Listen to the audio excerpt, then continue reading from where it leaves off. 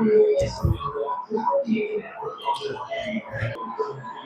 हैन यो चाहिँ पोर्क बडेलको मासु हो र यसलाई चाहिँ म सेकुवा बनाउनको लागि चाहिँ यसलाई चाहिँ मसलाहरू मोलेर तयार गर्न गइरहेको छु।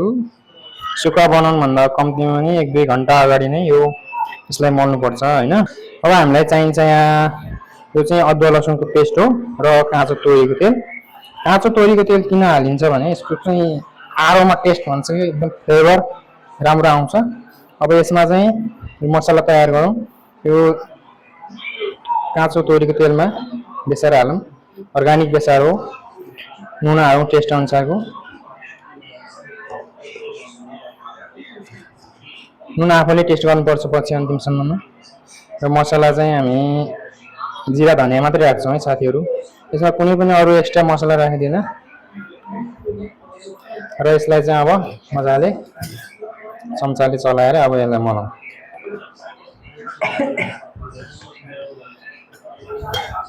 ल हल्का हामी यसलाई चाहिँ अलिक बढी नै बनाउन अलिकति थोरै पानी राखेर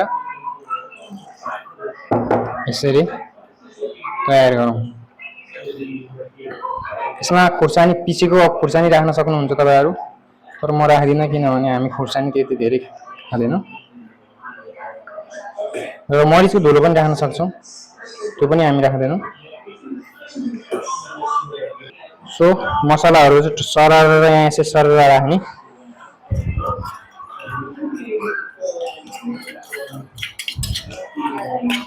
हैन, अनि यो लसुन अदुवाको पेस्ट हो, यसलाई पनि सरर राख्ने। सबै लसुन अदुवाको पेस्ट हो।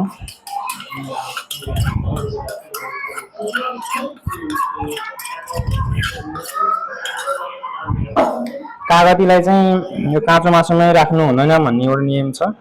किनभने कागती पहिले राख्दाखेरि कुनै पनि मासु चाहिँ सारो हुन्छ भन्ने एउटा यसको कुकिङ मेथडमा भएकोले अहिले हामी कागती राख्दैनौं। तर माछामा भने कागती राख्छौं है साथीहरु।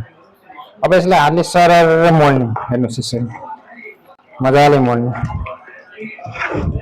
यसलाई चाहिँ कम्तीमा पनि 2 देखि 3 घण्टा चाहिँ मोलेर फ्रिजमा राखिसकेपछि तपाईले सो गाइज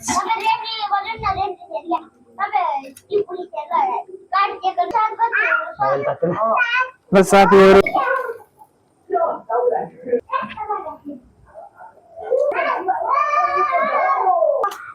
रेडी भने छ